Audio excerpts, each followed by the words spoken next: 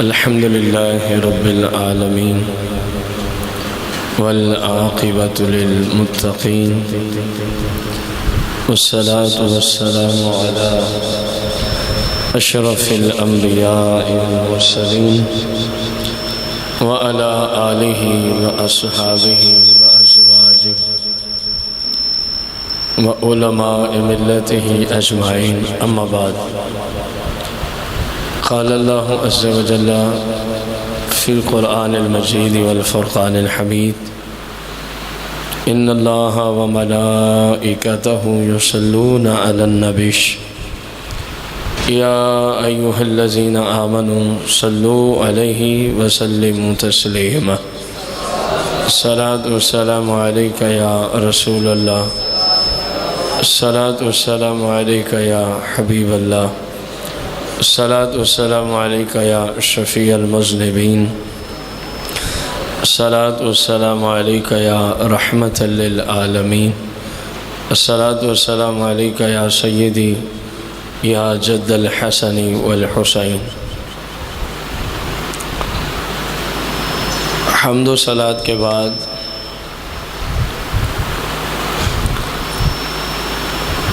ہماری گفتگو رب کریم کے فضل و کرم سے اور اسی کی دی ہوئی توفیق و عطا سے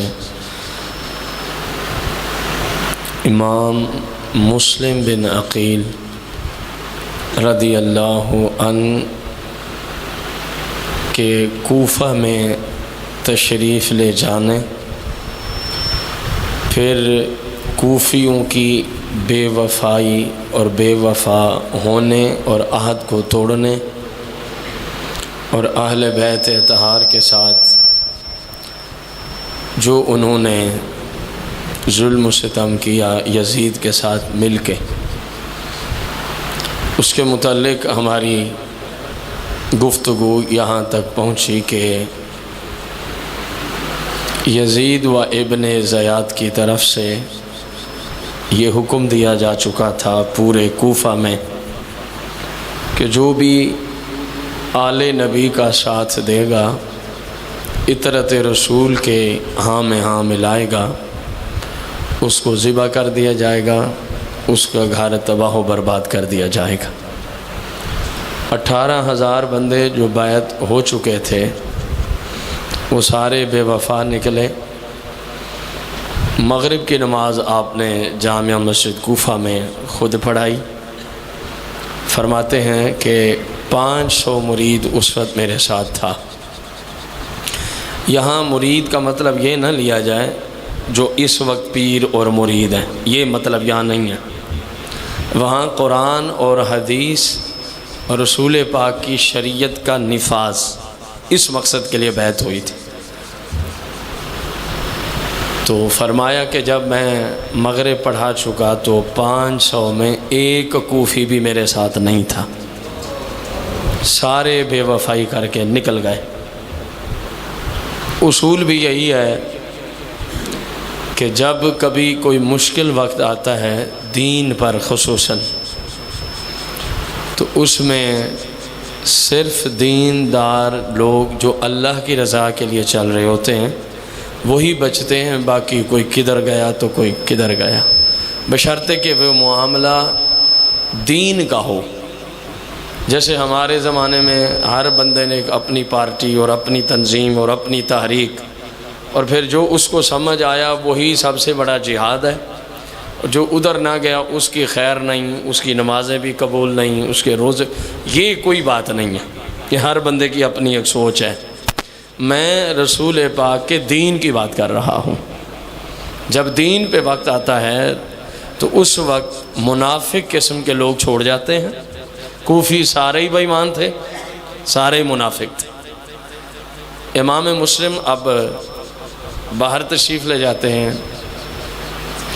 فرماتے ہیں کوفے میں باوجود اس کے کہ کثیر مہمان خانے بنے ہوئے تھے، لیکن جس مہمان خانے کی طرف رخ کرتا ہوں اس کو تالا ہے۔ یہ بھی یزیدیوں کی طرف سے سب کچھ تھا، ناکہ بندی تھی۔ حتیٰ کہ آپ رات کا کچھ وقت گزر چکا تھا، جہاں تک ہماری گفتگو پچھلے جمعہ پہنچی تھی، ایک خاتون جو ضعیف العمر ہے، آپ دیکھتے ہیں وہ اپنے گھر کا دروازہ میں کھلا ہے اور وہ بیٹھی ہے. تو یہ امام مسلم بن عقیل اس خاتون سے کہتے ہیں کہ کیا کوئی پانی کا گلاس مل سکتا ہے؟ یہ وہ نفوس قدسی ہیں جن کے گھر سے نہ جانے کتنے لوگ پلتے ہیں. حضور کی حالے اور آج کوفہ میں کوفیوں کی بے وفائی کی وجہ سے ایک پانی کا گلاس مانگ جاتا ہے.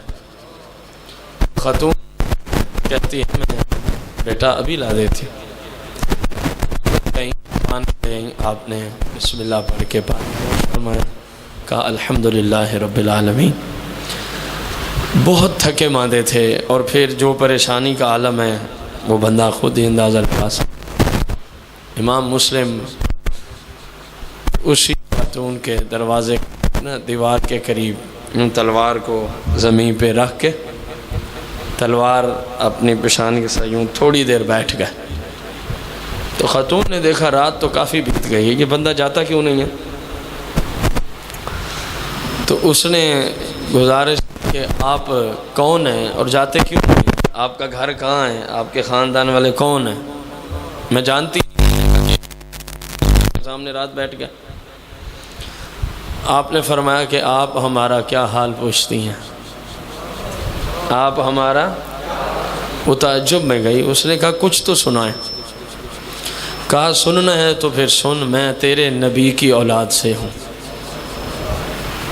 بس اتنے جملے جب اس خاتون نے سنے تو آپ کے قدموں کے بالکل سامنے، ظاہر ہے آپ اس کے لیے غیر مرد تھے، قدموں پہ تو گر نہیں سکتی تھی، قدموں کے بالکل سامنے گر کے کہتی ہے حضور مجھے معاف کر دیں، مجھے علم نہیں تھا، آپ کے ساتھ میں نے وہ گفتگو کی جو آپ کی شان کے لائق نہیں تھی کہ آپ جاتے کیوں نہیں ہیں، مجھے آپ معاف کر دیں کیونکہ میرے علم میں نہیں تھا کہ آپ آل رسول ہیں.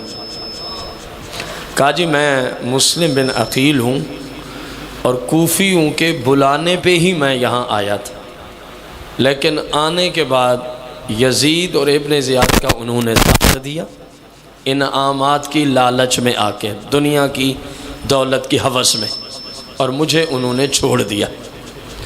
تو اب نہ مسلم بن عقیل کا یہاں کوئی گھر ہے نہ کوئی رشتہ دار ہے، جن کی وجہ سے آئے تھے وہ سارے بے وفا نکلے، تو میں تنہا ہی ہوں. تو وہ کہنے لگی میری تو قسمت جاگ اٹھی کہ میرے گھر مصطفیٰ کریم کا نواسہ تشریف لایا ہے. حضور آپ شفقت فرمائیں، رات کافی بیت چکی ہے، آپ رات میرے ہاں ہی بسر کریں، تو کل جیسے آپ کو مناسب لگے ویسے کر لیجئے گا. تو امام مسلم بن عقیل رضی اللہ تعالی عنہ خاتون کے گھر چلے جاتے ہیں. خاتون نے گزارش کی کہ حضور آپ کے چہرے سے بھوک کے آثار بہت زیادہ ہیں، میں ابھی کھانا لے کے آئی. اس نے کھانا تیار کیا، لے کے آئی. امام مسلم نے فرمایا کہ میں نے کھانا نہیں کھانا. اس نے بڑا زور لگایا کہ حضور ہم غریبوں کے گھر آپ آ ہی گئے ہیں تو چلو کوئی چاند لقمہ ہی صحیح. آپ نے فرمایا کہ ناممکن ہے، کھانا اب میں نے کھانا ہی نہیں ہے. وہ گزارش کرنے لگی حضور آپ اتنے بھوکے ہیں. کہا اگر ممکن ہو تو مجھے وضو کے لیے کسی برتن میں پانی لا دو، بس آپ اپنے کمرے میں چلی جاؤ، مجھے میرے حال پہ چھوڑ دو. خاتون پانی لے آئیں، وہ چلی گئیں. تو امام مسلم نے ساری رات اپنے رب کی عبادات اور ریاضات میں بسر کر دی. اور ان لوگوں کا ویسے عام حالات میں بھی یہی حال ہوتا تھا، دن اور رات اللہ کے دین پہ عمل پیرا ہوتے تھے. جب صبح ہوتی ہے رات آدھی سے رات زیادہ بیت گئی تھی، تو اسی خاتون کا ایک بیٹا ہے جس کا نام ہے بلال. وہ گھر آتا ہے، ابن زیاد کی فوج میں ہے. یہ آ کر پوچھتا ہے کہ یہ بندہ کون ہے جو ہمارے گھر ہے؟ اس کی ماں نے کہا کہ ہماری قسمت جاگ اٹھی ہے، یہ اہل بیت کے فرد رات سے تشریف لائے ہوئے. کہنے لگا ان کا نام کیا ہے؟ مسلم بن عقیل. چپ کر کے سو گیا، اتنا سن کے سو گیا. ساری رات آپ نے عبادت میں بسر کر دی، صبح ہوئی تو وہ خاتون پھر ناشتہ بنا کے لائیں۔ حضور آپ نے رات بھی کھانا تناول نہیں فرمایا، چلو ناشتہ ہی کر لیں۔ امام مسلم نے فرمایا کہ میں نے رات بھی کہا تھا کہ ہم نے اب کھانا یہاں نہیں کھانا۔ وہ سمجھ نہیں سکی تھی کہ آپ کے جملے کیا ہیں۔ تو اس نے کہا حضور کل بھی بھوکے، رات بھی بھوکے، اب پھر آپ کا یہ حال ہے، اور باہر جو آپ بتا رہے ہیں ہر طرف آپ کے دشمن ہیں، تو اب کہاں سے کھانا کھائیں گے؟ آپ نے فرمایا بی بی اب کھانا دنیا میں ہم نے نہیں کھانا، دنیا کے کھانے ختم ہو چکے ہیں۔ نانے نے مجھے رات فرمایا ہے کہ جلدی کرو مسلم جلدی کرو، تو اب ہمیں جو سیرابی ہے وہ آب کوثر سے ہی ہونی ہے، اس کے سوا اب کھانا دنیا کا اپنے سسٹم سے ختم ہو گئے۔ اس نے بڑی کوشش کی، فرمایا نہیں یہ نہیں ہو سکتا۔ آپ اپنی عبادات اور ریاضات میں پھر شروع ہو گئے۔ کئی 100 نوافل تو ان کے گھر کا ہر بندہ روزانہ پڑھنے والا ہے۔ بدقسمتی سے ان کے نام لیوا جو 2 نمبر گروہ ہے، ان کو 5 وقت کی نماز بھی نصیب کیا ہو، ان کے ہاں فرض ہی نہیں ہے سرے سے، نصیب تو دور کی بات ہے، اور ان کا یہ حال ہے۔ یہ بدبخت دن کو ناشتہ کر کے ابن زیاد کے دربار میں پہنچتا ہے، وہاں پہ یہی گفتگو چل رہی تھی۔ مسلم بن عقیل کو جو تلاش کر کے لائے گا اس کو اتنا انعام دیا جائے گا۔ تو بلال نے کہا کہ مسلم بن عقیل تو ہمارے ہی گھر ہے رات سے۔ ابن زیاد کو کہا وہ تو ہمارے ہی گھر ہے رات سے۔ اس نے کہا چلو جاؤ پھر اس کو گرفتار کر کے لے کے آؤ۔ کہنے لگا کہ میں اکیلا تو ان کو گرفتار نہیں کر سکتا۔ اس نے کہا چلو کوئی 5 7 10 بندے لے جاؤ۔ اس نے کہا جی یہ آپ کی بادشاہی ہے اور تو میں کچھ نہیں کر سکتا، مسلم بن عقیل کو گرفتار کرنا ہو اور 5 10 بندے، یہ ہماری سمجھ میں یہ بات نہیں آتی۔ کہا جی ایک ہی بندہ ہے نا جس کو گرفتار کرنا ہے۔ کہا ہے ایک، لیکن طاقت میں بہت زیادہ ہے، لیکن طاقت میں چلو اس نے کہا لے جو جتنی۔ اب مختلف روایات ہیں، ہم ان میں سے ایک روایت کو لے رہے ہیں۔ فوج کے 300 بندے دیے گئے۔ کتنے جنگجو دیے گئے؟ عام بندے نہیں، 300 جنگجو دیا گیا۔ اب یہ چلا اپنے ہی گھر اپنی ماں کے مہمان کے خلاف، ماں عزت کر رہی ہے اور بیٹا یہ لعنت اٹھا رہا ہے، صرف پیسے کی لالچ میں آ کے کہ مجھے اتنا مال ملے گا، مجھے اتنا۔ جب وہاں پہ پہنچے تو باہر آتے ہی انہوں نے شور برپا کیا۔ امام مسلم نے اپنی عبادت کو موقوف فرمایا اور خاتون سے کہا کہ لے تیرے بیٹے نے لعنت اٹھا لی ہے، ابھی باہر شور ہے، لے تیرے بیٹے نے لعنت اٹھا لی۔ اور کہنے لگی میں سمجھی نہیں ہوں۔ کہا باہر یزید کی فوج آ چکی ہے اور میرا تیرے بیٹے نے ہی ابن زیاد کو جا کے بتایا ہے، دنیا کی دولت کی ہوس میں۔ وہ کہتی حضور آپ باہر نہ جائیں، یہ لانتی ہیں، آپ باہر نہ جائیں۔ آپ نے فرمایا اگر میں باہر نہ گیا تو تیرے گھر کو آگ لگا دیں گے، یہ تو ایسے ظالم ہیں، انہوں نے تیرا تھوڑی خیال کرنا ہے۔ چلو میرے باہر جانے سے یہ ہوگا کہ جو کچھ ہونا ہے مجھے ہی ہوگا، تو بچ جائے گی۔ کہنے لگا حضور یہ ہم سے برداشت جو نہیں ہوتا۔ آپ نے فرمایا تو نے جو کچھ میرے ساتھ نیکی کی ہے، میرا تیرے ساتھ وعدہ ہے قیامت کے دن میں اپنے نانے کی شفاعت تجھے لے کے دوں گا، اور تیرے بیٹے نے جو لعنت اٹھائی ہے وہ رب اس کو سزا دے گا، تو نہ پریشان ہو، تو نے ہمارے ساتھ نیکی کی ہے۔ امام مسلم نے اپنا جنگی جو سامان تھا، ڈھال تھی اور تلوار تھی، وہ اٹھائی، گھر کے باہر آ گئے۔ اب ایک طرف 300 ہیں ایک روایت کے مطابق، بعض میں زیادہ کی تعداد بھی ہے، اور ایک جانب اکیلا ہاشمی بہادر ہے۔ وہ پکڑنے کی کوشش کرتے، فرمایا یہ تو ناممکن بات کر رہے ہو، اگر ہمت ہے تو پھر میرے قریب آ کے دکھاؤ۔ کس قدر پریشانی میں اور کس قدر بھوک اور پیاس میں، کل بھی نہیں کھایا کھانا، رات بھی نہیں کھایا، صبح بھی ناشتہ نہیں کیا، اور جب اصرار ہوتا ہے تو فرماتے اب جو ہمارا کھانا ہے وہ نانے کے پاس ہی ہے۔ دنیا میں سسٹم ختم ہے۔ تو آپ نے تلوار جب اٹھائی نا تو 41 یزیدیوں کو اکیلے تنہا امام مسلم بن عقیل نے جہنم رسید کر دیا۔ 41 یزیدی جہنم رسید ہو گئے۔ اب جو ان کا سپہ سالار تھا اس نے کہا کہ اگر یہی حال رہا نا تو یہ تو ساری فوج ہی مار دے گا۔ اس نے گھوڑا دوڑایا، واپس ابن زیاد کے محل میں چلا گیا، کہتا جی بندے اور دے۔ اس نے کہا لعنت ہے تجھ پہ، ایک بندے کے لیے تجھے اتنے 100 جنگ جو میں نے دیے، اگر کسی پوری فوج کے مقابلے میں تیرے جیسے موذی کو میں بھیجوں تو پھر کیا ہوگا؟ اب اس کے جملے سنیں، یزیدی فوج کے سپہ سالار کے، کہتا ہے ابن زیاد تو نے شاید یہ سمجھا جس بندے کی طرف تو نے مجھے بھیجا ہے وہ کوئی کوفے کا سبزی فروش بندہ ہے؟ تو نے یہ سمجھ رکھا ہے کوفے میں آلو پیاز بیچتا ہے وہ؟ یہ جملے ہیں اس روایت۔ یا تو نے یہ سمجھا ہے کوئی بزدل قبیلے کا بندہ ہے؟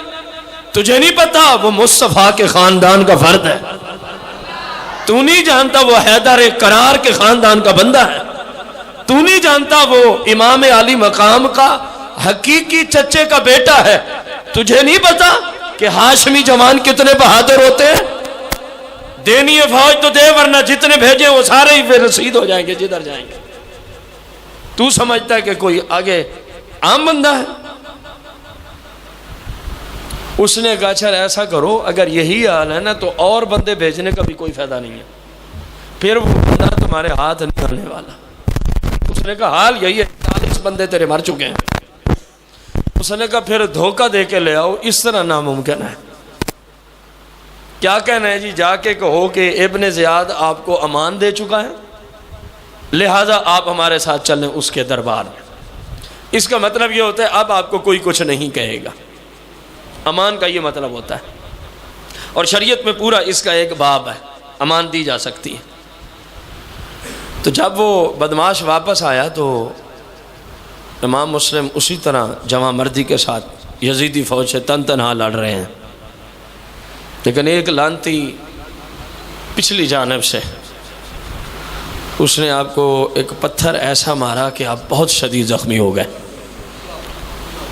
حتیٰ کہ ایک اور پتھر آپ کی طرف پھینکا گیا جس کی وجہ سے آپ کے مبارک ہونٹ بھی شہید ہو گئے اور کچھ دانت بھی شہید ہو گئے، اور ایک اور پتھر پھینکا گیا جو آپ کی کمر مبارک میں لگا، اس نے حد سے زیادہ آپ کو زخمی کیا، حتیٰ کہ آپ کو تلوار کے سہارے بیٹھنا ہی پڑا۔ اب وہ آ گیا سپہ سالار، کہنے لگا ابن زیاد نے آپ کو امان دے دیا۔ تو آپ نے پوچھا اس کا کیا مطلب ہوگا؟ کہا جی آپ ہمارے ساتھ چلیں، بس جنگ ختم۔ فرمایا ساتھ تو میں چلتا ہوں، لیکن یہ یاد رکھو کہ تم نے بولا جھوٹ ہے۔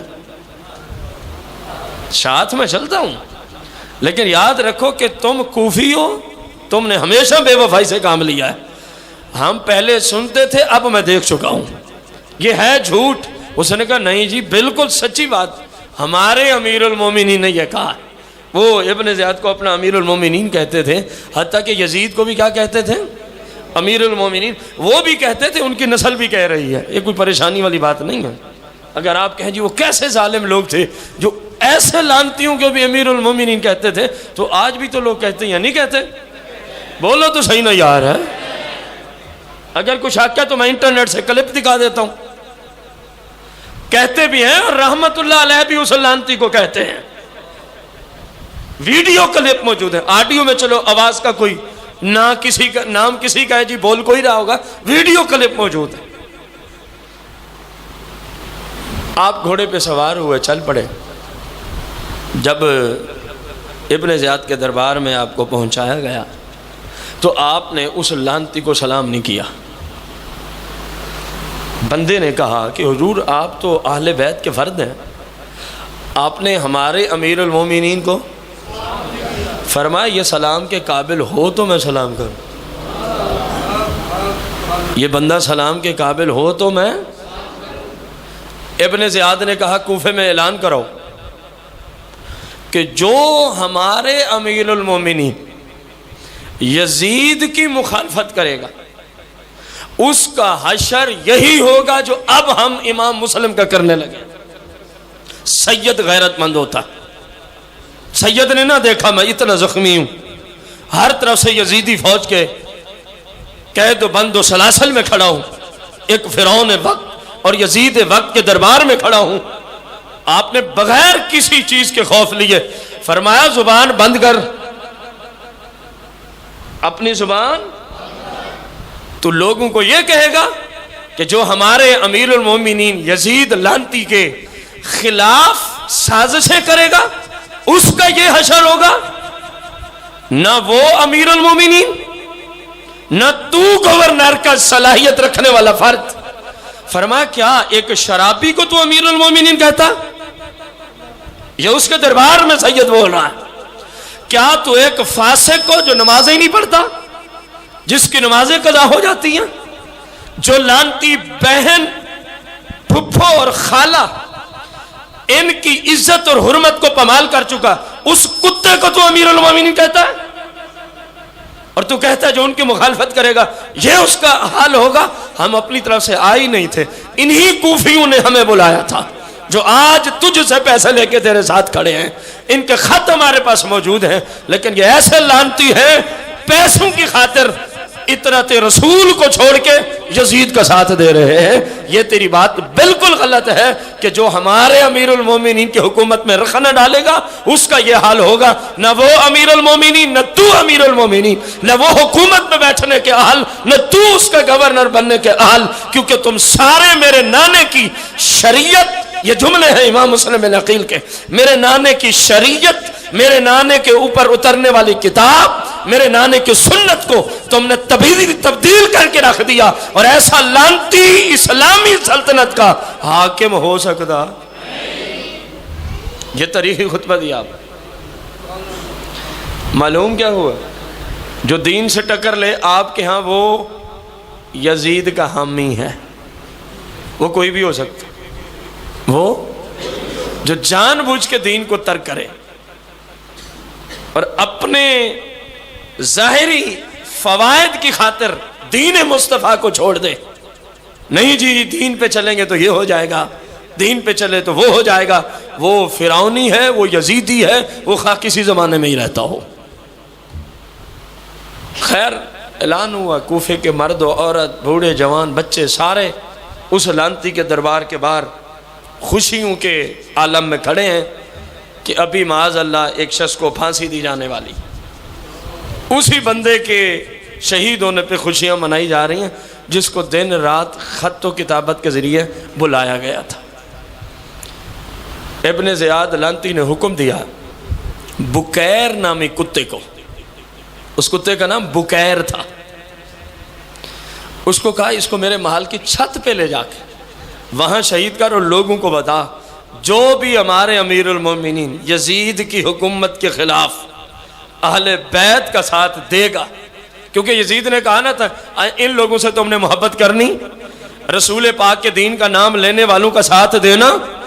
جو رسول پاک کے دین کے نام لینے والوں کا ساتھ، اس کے ساتھ یہی حشر ہوگا. وہ کتا آپ کو لے گیا فوج کی میت میں آخری منزل پہ. لوگوں کو اعلان کیا، لوگ اب تماشائی بنے کھڑے ہیں. امام مسلم نے اوپر سے ہی جملے بولے، کل تک خط لکھے تھے بےایمانو، آج میری شہادت پہ تم میرا تماشا دیکھنے اکٹھے ہو گئے ہو. تمہیں اپنی قبر و آخرت یاد نہیں، تم نے رب کی بارگاہ میں کھڑے نہیں ہونا. بس اس کتے نے آپ کو، بکیر کتے نے، یزیدی کتے نے، ابن زیاد کے کتے نے اور دنیا کی دولت کے کتے نے امام مسلم بن عقیل پر ایسے تلوار سے وار کیا کہ آپ کا مبارک سر انور آپ کے جسم سے جدا ہوا اور وہ محل کی آخری چھت سے نیچے تشریف لے آیا. اور اس لعنتی نے دوسری لعنت یہ اٹھائی، آپ کے جسم اقدس کو اٹھا کے اوپر سے نیچے پھینک دیا. دیکھ لو مسلمانوں، دیکھ لو رسول پاک کی اطرت، اہل بیت اطہار، صحابہ اور تابعین اللہ کے دین کے لیے کن کن مشکلات سے گزرے ہیں. اور اپنی سیرت پہ بھی غور کرو کہ ہم اللہ کے دین پہ کتنا عمل پیرا ہیں. صرف ان کے واقعہ سن لینا کافی نہیں ہے، ان کی سیرت پہ عمل کرنا لازم ہے. ان کی سیرت پہ عمل کرنا لازم ہے. اس کے بغیر کسی کا گزارا، یاد رکھنا ہر روز ہی آپ شہدائے کربلا کی دیگیں لگا رہے ہیں ایصال ثواب کے لیے. اگر آپ ان کی سیرت پہ عمل نہیں کرتے تو آپ جھوٹے. آپ نے ان کی سیرت پہ عمل نہ کیا. ان کی سیرت کیا ہے؟ رسول پاک کا دین ہے، قرآن ہے، حدیث ہے، سیرت مصطفیٰ ہے. سیرت مصطفیٰ کریم صلی اللہ علیہ وسلم. آپ کو شہید کر دیا جاتا. آپ کے بعد میں نے پچھلے جمعہ پہ گزارش کی تھی، ہانی بن عروہ جس نے آپ کو پناہ دی تھی اپنے گھر میں، اس کو زخمی کر کے قید میں ڈالا گیا تھا. آپ کے بعد اب ان کی باری آ گئی. یزید کتے نے پھر وہ اعلان، ابن زیاد نے پھر وہ اعلان کروایا کہ دیکھو اس نے اہل بیت کے فرد کو، یعنی دین کا نام، اونچی بولیں آج کل ضرورت ہے ان جملوں کی، دین کا نام لینے والے کا ساتھ دیا. تو اس کو بھی اسی بے دردی سے شہید کیا گیا، لیکن محل کے اوپر نہیں، وہاں جا کے جہاں پہ گدھوں اور اس طرح کے جانوروں کی منڈی لگتی تھی وہاں جا کے اس کو شہید کیا گیا، اور پھر دونوں کو دفنا دیا گیا. آپ کی شہادت ہو گئی. آپ کو ذکر کیا تھا آپ کے ساتھ آپ کے 2 شہزادے بھی آئے تھے. رسول اکرم نور مجسم صلی اللہ علیہ وآلہ وسلم کے اس شہزادے امام مسلم بن عقیل کی شہادت کے بعد جب خبر پہنچتی ہے ہانی بن عروہ کے گھر، جہاں آپ کے دونوں شہزادے موجود ہیں، محمد اور ابراہیم، جناب سیدنا محمد رضی اللہ عنہ اور سیدنا ابراہیم رضی اللہ عنہ، 8 اور 6 سال کے 2 شہزادے. جب آپ کے شہزادوں تک خبر پہنچتی ہے کہ ان کے والد محترم کو کیا کیا گیا، تو پھر آپ صاحب اولاد ہیں اور اتنے چھوٹے بچے ہوں، غریب الوطن بھی ہوں اور کوئی پرسان حال بھی، اور ہر طرف کوفے میں انہی کے خلاف فوج کھڑی ہو، ناکے بندی ہو، گھروں کی تلاشیاں ہوں، اور جو ان کا ساتھ دے ان کو بھی ذبح کیا جا رہا ہو، تو پھر اس عالم میں جو ان کو پریشانی پہنچی ہوگی وہ کسی سے چھپی ہوئی بات ہے. لیکن کیونکہ خاندان نبوت کے فرد تھے، اپنے رب کی رضا پہ راضی ہو گئے، اپنے رب کی رضا پہ راضی ہو گئے. اب جب رات ہوتی ہے تو ہانی بن عروہ کے گھر والے کہتے ہیں بچوں تمہیں پتہ ہی ہے کہ تمہارے باپ کی وجہ سے ہمارے سردار کو بھی ذبح کیا جا چکا ہے، ہانی بن عروہ کو، اور امام مسلم بن عقیل اور ہانی بن عروہ کا مزار آج بھی بالکل قریب قریب ہے، دونوں کے مزار شریفہ اکٹھے ہی ہیں، لوگ ان کی آج بھی زیارت کرتے ہیں. تو اب اگلی باری تم دونوں کی ہے، اور ہمیں خطرہ ہے کہ تمہاری وجہ سے کہیں ہمیں نہ نقصان پہنچا دیا جائے، کیونکہ ابن زیاد نے اعلان کیا جہاں بھی بچے ملیں وہیں سے پکڑ لیے جائیں، اور جن کے گھر سے ملیں ان کو بھی ساتھ لے آؤ. اگر کوئی چون و چرا کرے تو گھر کو آگ لگا دو، تباہ و برباد کر دو، پوری فیملی کو ذبح کر کے رکھ دو. تو لہذا بچوں مہربانی کرو، اب آپ ہمارے گھر مزید نہیں رہ سکتے.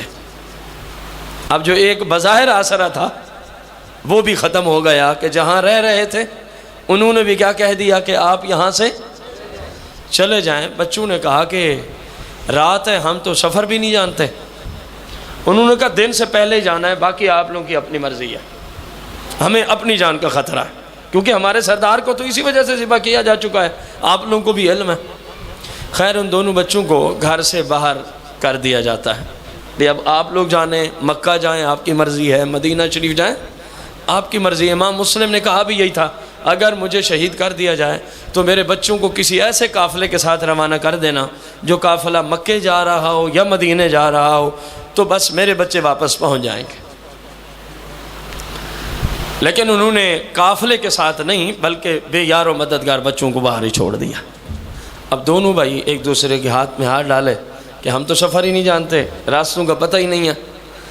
ایک بندہ جو رہتا ہو کراچی میں مثال دے رہا ہوں، وہاں تو ملک ہی تبدیل ہو چکا تھا، کہاں مکہ شریف اور کہاں عراق اور کوفہ، اور کراچی کے 2 بچے ہوں جو کبھی نہ آئے ہوں فیصل آباد میں، ایک کی عمر 6 سال ایک کی 8 سال ہو. اب آدھی رات کو جب کہ لائٹنگ کا بھی کوئی انتظام، ان بچوں کو باہر چھوڑ دیں جی اب آپ کی مرضی ہے، آپ کراچی چلے جائیں یا جہاں جائیں. ان کو کچھ پتہ چلے گا سفر کا؟ اور اب تو روڈ بھی بہت زیادہ ہیں، لکھے ہوئے بورڈ بھی موجود ہیں، اس وقت تو کوئی چیز بھی نہیں ہوتی تھی ایسی۔ خیر دونوں شہزادے باہر نکلتے ہیں، چلتے چلتے کوفے کے شہر سے باہر نکل گئے تو صحرا میں رات کافی بیت چکی ہے۔ ایک بڑھیا خاتون ہے جو اپنے گھر سے باہر اور دروازہ کھلا ہے، جیسے باپ کے لیے حال تھا۔ تو یہ بچے دونوں اس ضعیفہ کے قریب گئے اور اس کو سلام کیا، اس سے سلام کا جواب دیا اور کہنے لگی کہ میں نے دنیا کی بڑی بڑی خوشبوئیں استعمال کی ہیں۔ جملے سننے کے قابل ہیں۔ میں نے دنیا کی بڑی بڑی خوشبوئیں استعمال کی ہیں۔ اے بچوں یہ تو بتاؤ کہ آپ لوگ اس وقت تن تنہا کون ہو، تمہارا گھر کہاں ہے؟ جو خوشبو تمہارے جسم سے آ رہی ہے زندگی بھر میں نے ایسی خوشبو کبھی سونگھی نہیں ہے۔ آخر رسول پاک کی عطرت مبارک تھی۔ تو دونوں بچے کہنے لگے کہ ہم غریب الوطن ہیں، ہم ہمارے باپ کو ابن زیاد نے شہید کرا دیا ہے۔ تو وہ چونکی کہ آپ ہیں کون؟ کہنے لگے ہم تیرے نبی کی اولاد سے ہیں، مسلم بن عقیل کے بیٹے ہیں، رسول پاک کی عطرت کے بندے ہیں، کیا آج کی رات رہنے کو جگہ مل سکتی ہے؟ تو وہ خاتون دونوں بچوں کو گلے لگا لیتی ہے اور رونا شروع کر دیتی ہے، ہماری تو جانیں اہل بیت کے لیے حاضر ہیں، آپ بیٹا کیسی باتیں کر رہے ہیں، آئیں میں آپ کو اپنے گھر جگہ دیتی۔ لے گئی دونوں شہزادوں کو اپنے گھر، بچوں کو کھانا دیا اور ایک کمرے میں سلا دیا۔ اس کا جو جوائی تھا، داماد تھا، وہ ابن زیاد کی فوج کا ایک کتا تھا۔ ان بچوں کے کچھ ہی لمحات بعد وہ گھر آتا ہے، دستک دیتا ہے، تو آگے سے وہ بڑھیا خاتون پوچھتی ہے کون ہے؟ کہنے لگا میں آپ کا داماد ہوں۔ کہا جہاں اتنی رات بسر کی تھی اگلا ٹائم بھی وہیں بسر کر لینا تھا۔ کہا دروازہ کھول، باقی کہانیاں چھوڑ۔ جب اندر گئے تو کہا اتنی دیر کیوں ہو گئی ہے؟ کہا جی ابن زیاد نے، میں اپنی کرنسی میں بیان کر رہا ہوں، اس انعام کو اپنی کرنسی میں بیان کر رہا ہوں۔ ابن زیاد نے آج اعلان کیا تھا جو مسلم بن عقیل کی جوڑی کو لے آئے گا اس کو ہم 8 لاکھ روپے انعام دیں گے۔ یہ ہماری کرنسی میں اتنا بنتا ہے، اس وقت جو درہم اس نے اعلان کیا 8 لاکھ روپے۔ تو اس کی ساس نے اس کو کہا شرم کر، حیا کر، وہ اہل بیت اطہار کے بندے ہیں، تجھے کیا ملے گا پیسے لے کے؟ تیری قبر و آخرت تو تباہ ہو جائے گی، تو برباد ہو جائے گا۔ کہنے لگے جا بڑی اپنا کام کر، تجھے کیا پتا اتنا بڑا انعام ہے اور تو مجھے کہانیاں سنا رہی ہے۔ اس نے دیا اپنی ساس کو دھکا، سائڈ پہ ہو کے اندر جا کے کہتا کھانا لے گیا۔ بیچاری کانپتے کانپتے کھانا لے گئی، کھانا کھا کے تو بدمست ہو کے سونے لگا۔ رات کے کسی پیر میں نہ اس لانتی کی آنکھ اٹھ جاتی ہے، جاگتا ہے تو ان ننھے منھے سید زادوں کے، شہزادوں کے، آل رسول کے، عطرت رسول کے، اولاد رسول کے بھینی بھینی مبارک جو سانسیں وہ سو کے لے رہے تھے نا، اس کتے کی کانوں تک ان سانسوں کی آواز چلی گئی اور یہ کہنے لگا یہاں تو میری سانس کے سوا کوئی بھی نہیں رہتا، تو یہ کون ہے جو اس طرح کی سانسیں لے رہے ہیں؟ اٹھا اور ٹٹولتے نا ان شہزادوں کے اوپر اس کتے کا ہاتھ پڑتا ہے۔ تو ایک شہزادے کی آنکھ کھلی تو دوسرے بھائی کو جگایا، بھائی اٹھ جائیں، جس مصیبت کی وجہ سے وہاں سے نکلے تھے وہ آ گئی ہے، جس مصیبت کی وجہ سے وہاں سے نکلے تھے وہ مصیبت ہے، آپ اٹھیں، بیدار ہوں۔ دونوں بھائی جاگے تو اس نے کہا آپ لوگ کون ہیں؟ کہا جی ہم تیرے نبی کی اولاد سے ہیں، مسلم بن عقیل کے شہزادے ہیں۔ کہنے لگا اچھا، جن کے لیے سارا دن اور آدھی رات ہم لوگوں کے گھر مرتے رہے، تلاشیاں لیتے رہے، پھرتے رہے، وہ اپنے گھر ہی سوئے ہوئے ہیں، چلو ٹھیک ہے پھر تو انعام مل گیا نا۔ اپنے آپ کو کہنے لگا پھر تو انعام مل گیا۔ اپنے آپ سے اس کتے نے سوال جواب کیا۔ صبح ہوتے ہی بچوں کو باندھتا ہے، اس کی ساس بڑے منتیں ترل کرتی رہی اور بڑے واسطے ڈالتی رہی۔ اس نے کہا سائڈ پہ ہو جا ورنہ تجھے بھی وہیں پیش کر دوں گا۔ پھر تیرا بھی حشر یہی ہوگا. میں کہوں گا یہ ان کا ساتھ دیتی ہے, یہ ان کا بڑی منتیں کی, لیکن اس نے ایک نہ مانی. شہزادوں کو پکڑا, ان دونوں کو باندھا. کتنی عمر ہے, دین کی خاطر سب کچھ ہو رہا ہے. مسلمانوں بیٹھے ہو, آج مسلمان 5 وقت کی نماز نہیں پڑھ سکتا. آج مسلمان کے گھر یہود و نصارہ کا نصاب چلتا ہے, فلمیں, ڈرامے, گانے باجے, سب کچھ. آج مسلمان کی عورتیں بے پردہ بازاروں میں جاتی ہیں. آج چغلی, غیبت, سب کچھ, حسد. اچھا جناب, بہتان, رشوت, سود, شراب, زنا, لواطت, کون سا جرم ہے جو معاشرے میں پایا نہیں جاتا؟ یہ ساری قربانیاں مصطفیٰ کے دین کے لیے تھیں, اور ان سب کو قیامت کا دن پیش کر کے اس امت سے سوالات ہونے ہیں. یاد رکھنا, یہ شہزادے بھی سامنے آئیں گے. ہم نے دین کی خاطر یہ کچھ کیا, یا اللہ ان سے پوچھ, یہ نماز نہیں پڑھتے تھے, ان کو قرآن کی تلاوت کی فرصت نہیں تھی, یہ پھر یہودیوں کے نصاب کو اپنے گھروں میں چلاتے رہے. ان سوالات کے لیے پھر وہ بندہ تیار رہے جو رسول اللہ کے دین کے خلاف زندگی بسر کر رہا ہے. اپنے غلام کو کہتا ہے نہر فرات کے کنارے لے گئے, کہتے ہیں دونوں شہزادوں کا سر قلم کر دے. میں مختصر کر رہا ہوں, وقت ہمارا بہت قریب چلا گیا. وہ اس بندے کا غلام تلوار لے کے بچوں میں پہنچا, تو بچوں نے کہا کہ یہ ظلم نہ کر, ہم تیرے نبی کی آل سے ہیں, ہم تیرے نبی کی. غلام نے تلوار پھینکی, دونوں بچوں کے قدموں میں گر گیا. کہتے ہیں مجھے معاف کر دو, میرے علم میں نہیں تھے, میں خود تو مر سکتا ہوں, لیکن رسول پاک کی عطرت پہ میرا ہاتھ. واپس گیا, اپنے آقا کو کہا میں نہیں ان بچوں پہ ہاتھ اٹھا سکتا. کہا تو بڑا ہی لعنتی ہے, جب تو میرا غلام ہے آقا کا حکم مان. کہا جی مجھے مارنا ہے مار دے, میں عطرت رسول پہ ہاتھ نہیں اٹھا سکتا, میں کیوں اپنی قبر و آخرت تباہ و برباد کروں. اپنے جوان بیٹے کو کہتا تو جا, اور یہ جو انعام ملنا سمجھ تیرا. اس نے تلوار اٹھائی, شہزادوں کے پاس پہنچا تو تلوار چلانے لگا. شہزادوں نے کہا ٹھہریے, آپ کو پتہ ہے ہم کون ہیں؟ آپ دیکھو ہاشمی جوانوں, بلکہ بچوں, اب تو جوانوں والا جملہ ہی نہیں ہے, ان کی بہادری اور شجاعت دیکھیں. سامنے موت کھڑی ہے اور وہ للکار کے کہہ رہے ہیں تجھے پتہ ہے ہم کون ہیں؟ ہم تیرے نبی کے نواسے ہیں, ہمارے خون سے اپنی عاقبت تباہ و برباد نہ کرے نوجوان, ہم دیکھ رہے تیری جوانی کو جہنم کی آگ کھا جائے گی. کانپ جاتا ہے, تلوار پھینکتا ہے, قدموں میں گرتا ہے, کہتے ہیں معاف کر دو, مجھے نہیں پتا تھا کہ تم عطرت رسول ہو. ابے کو کہتا ہے میں نہیں یہ کام کر سکتا.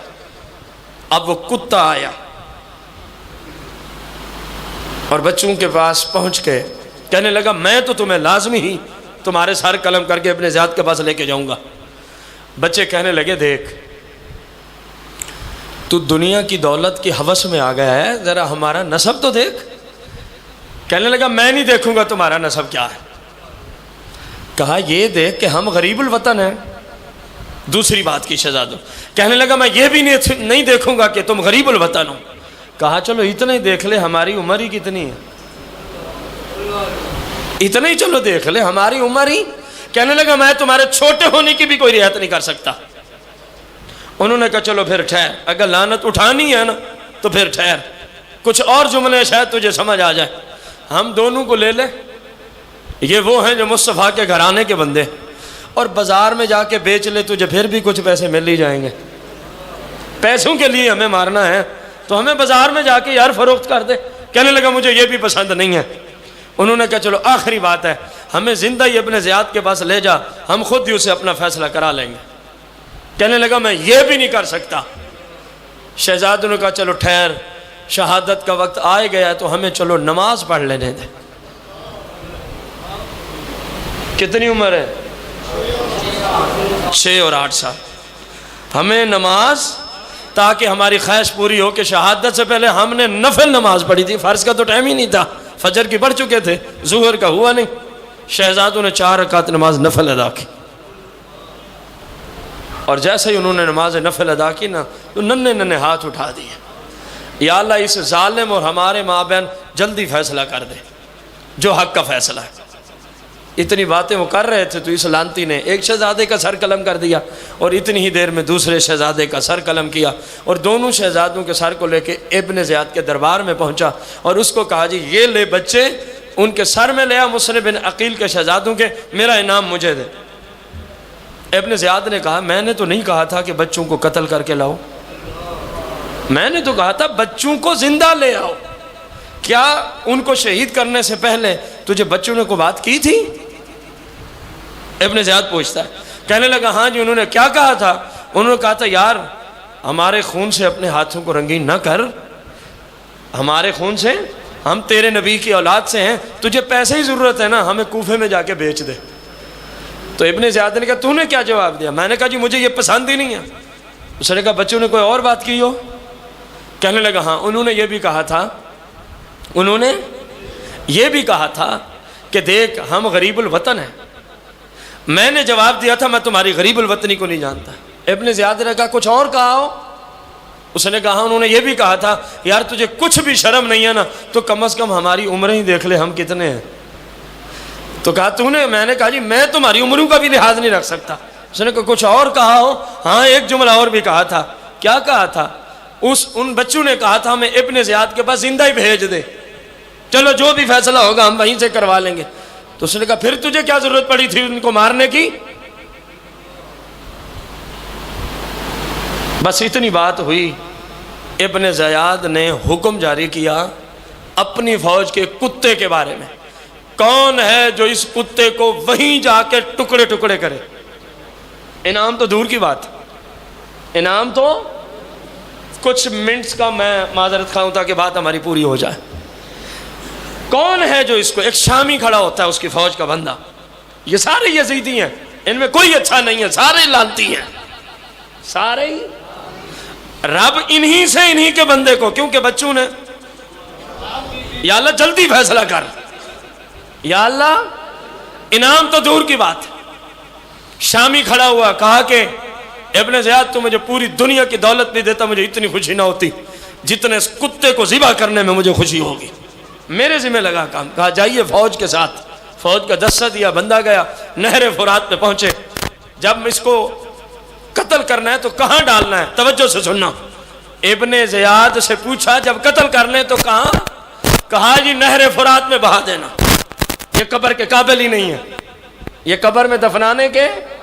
پہنچے وہاں، اب اسی کتے کو اسی جگہ، ابھی تک بچوں کے مبارک جسم وہیں پہ موجود ہیں، سر ابن زیاد کے دربار میں پہنچے تھے، اسی جگہ اس کا سر جسم سے اس کتے کو کتے کی موت مار دیا جاتا ہے۔ اب توجہ کرنی ہے، باتیں اس میں نے بہت ساری ذکر کرنی تھی، لیکن ہماری قسمت کے ہم کچھ ایسے مرحلے میں پہنچ چکے وہ باتیں نہیں ہو سکیں گی۔ آج کے یزیدیوں کو سمجھانے کے لیے بہت ساری باتیں میں لایا تھا، توجہ سے۔ اب اس کو جیسے مار ڈالا، اس کو ابن زیاد کے حکم کے مطابق نہر دریائے فرات میں ڈال دیا۔ اللہ کریم کا فضل دیکھیں ان بچوں پہ اور یزیدیوں پہ اللہ کا قہر دیکھیں۔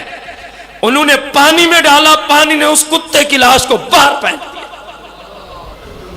فوج واپس گئی کہ اس کتے کو پانی بھی قبول نہیں کرتا۔ ہم نے دریا فرات میں اس کی لاش کو ڈالا تو دریا نے اس کو باہر پھینک دیا۔ کہنے لگا چلو وہیں گڑھا کھود کے کتے کو دفن کر دو۔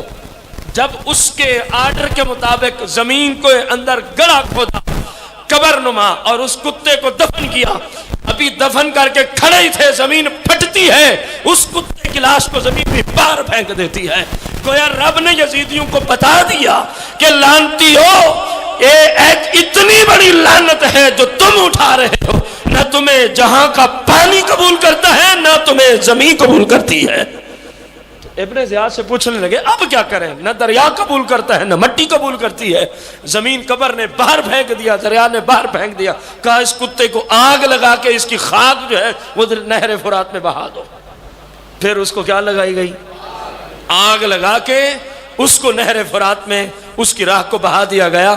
گویا رہتی دنیا تک پیغام تھا، جو مصطفیٰ کریم کی اطرت کا دشمن بنا یزید اور اس کے ہم خیال، خواہ وہ کوفہ میں تھے یا سعودیہ میں ہیں یا ہوں گے، یا وہ عراق میں ہیں یا ہوں گے، یا وہ کویت میں ہیں یا ہوں گے، جو اطرت رسول کے دشمن ہیں، وہ پاکستان، انڈیا، بنگلہ دیش، دنیا کے کسی کونے میں تھے، ہیں یا ہوں گے، رب نے سب کے لیے عبرت بنایا کہ یاد رکھو یزید نے ظلم کیا، جو یزید کے حق میں آواز بلند کرے گا ہمارے ہاں وہ بھی اتنا بڑا لعنتی ہے جتنا بڑا یزید لعنتی تھا، جتنا بڑا یزید لعنتی تھا۔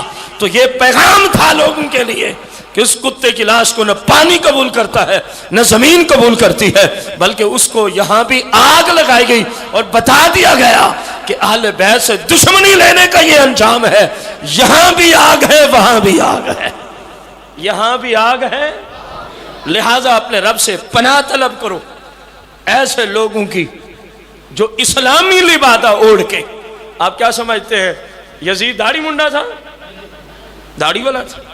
اس کی فوج میں بڑے بڑے اجلہ حفاظ قرآن کے قاری، اور اس کی فوج میں بڑے بڑے علماء تھے، علم، حفظ، قرات، نماز، روزہ، تہجد، زکوٰۃ، صدقہ، خیرات، حج، عمرہ، جہاد، کوئی چیز قابل قبول نہیں اگر مصطفیٰ کے ساتھ نسبت رکھنے والوں کا خیال نہیں۔